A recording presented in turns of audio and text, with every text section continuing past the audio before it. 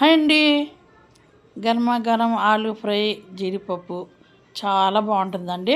ముందుగా ఆలును ఉడకబెట్టుకుందాము. బంగాళదుంపలు చిన్ని బేబీ బంగాళదుంపలు అండి. చూడండి, ముందుగా నేను ఉల్లిపాయలు తరుగుకొని కళాయిలు వేసి వేపేస్తున్నానండి. డీప్ ఫ్రై వేపుకొని గోల్డ్ కలర్ వచ్చాక తీసి పెట్టుకుందామండి. నాలాగా వేపుకోండి మీరు కూడా, చాలా బాగుంటుంది పైన జల్లుకుంటే. ఇప్పుడు మనం కళాయి పెట్టి జీడిపప్పు వేపుకొని చూడండి, గోల్డెన్ కలర్ వచ్చేంత వరకు వేపండి. ఇప్పుడు అల్లం వెల్లుల్లి కచ్చపచ్చ దంచుకున్న అల్లం వెల్లుల్లి, పచ్చిమిర్చి, కరివేపాకు, ఎండుమిర్చి,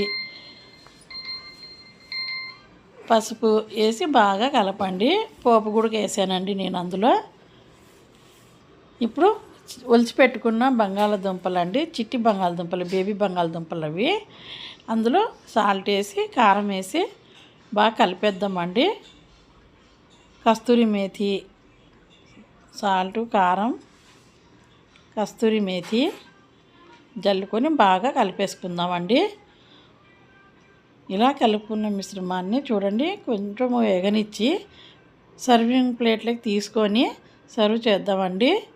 ఇప్పుడు చూడండి ఎంత బాగా గోల్డెన్ కలర్ వచ్చిందో, ఎంత బాగా మెరుస్తున్నాయి కదండి. చిన్ని పిచ్చుక గుడ్లు మాదిరి ఉన్నాయి కదండి.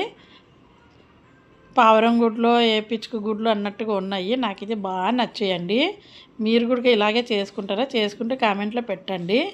నాకైతే నచ్చింది. ఎప్పుడు చేసుకోవాలనుకున్న వాళ్ళు, చేసుకోలేని వాళ్ళు అయితే చేసుకోండి. ఇలా బాగుంటుంది. అన్నం పప్పులకు కానీ, చారులకు కానీ, చపాతీలకు కానీ చాలా అంటే చాలా బాగుంటుందండి. నేను ఇందాక ఏపి పెట్టిన డ్రై ఆనియన్ వచ్చేసి డెకరేషన్ కోసం దాని మీద జల్లానండి. ఇప్పుడు జీడిపప్పు, శనగపప్పు కూడా జల్లుతానండి. చూడండి, అలా చేసుకోండి. మీకు నచ్చితే లైక్ కొట్టండి, షేర్ చేయండి, సబ్స్క్రైబ్ చేసుకోండి నా ఛానల్ని.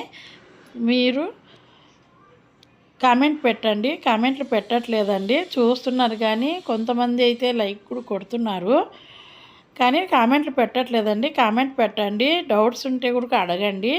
ఏదన్నా నాకు తెలియదు ఉంటే చెప్పండి.